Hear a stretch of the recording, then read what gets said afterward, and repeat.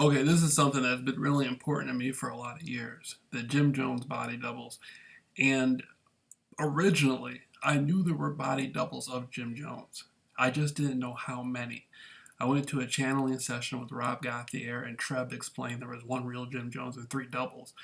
At the time, I didn't really know what that meant beyond what was stated. Then I found out there was one real Jim Jones and one body double back in the 60s. And there was probably many other decoys he used here and there, but originally just one Jim Jones and one original body double.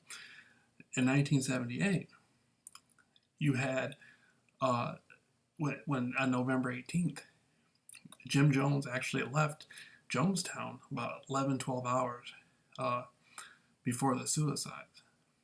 And he actually might have been in the pavilion in disguise the night before it happened. But the body double, his body double that got out of Jonestown with him, was in the pavilion the night um, before the congressman was assassinated, the suicides. And on the day of the Jonestown massacre, you had the other body double who died there, who died not in the pavilion but one of the cabins.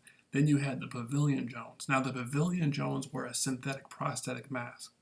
And throughout the history of People's Temple, there was people wearing prosthetic synthetic masks.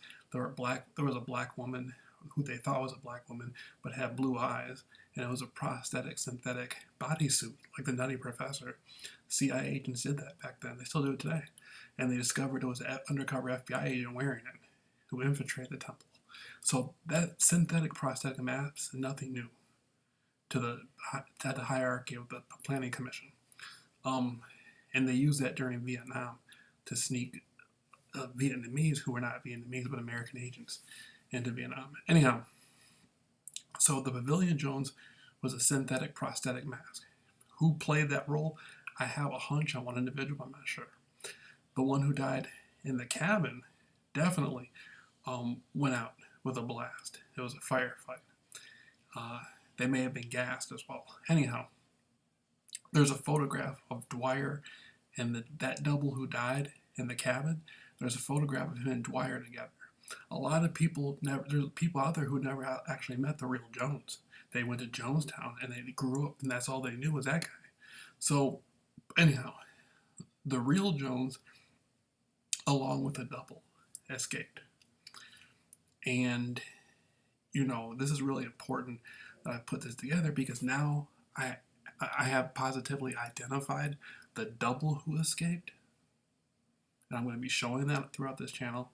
Then I have identified the double who died in the cabin along with the Pavilion Jones, which was a synthetic mask. So this is a very historical thing, and if Jones is still alive, none of this. I'm not looking to prosecute Jones.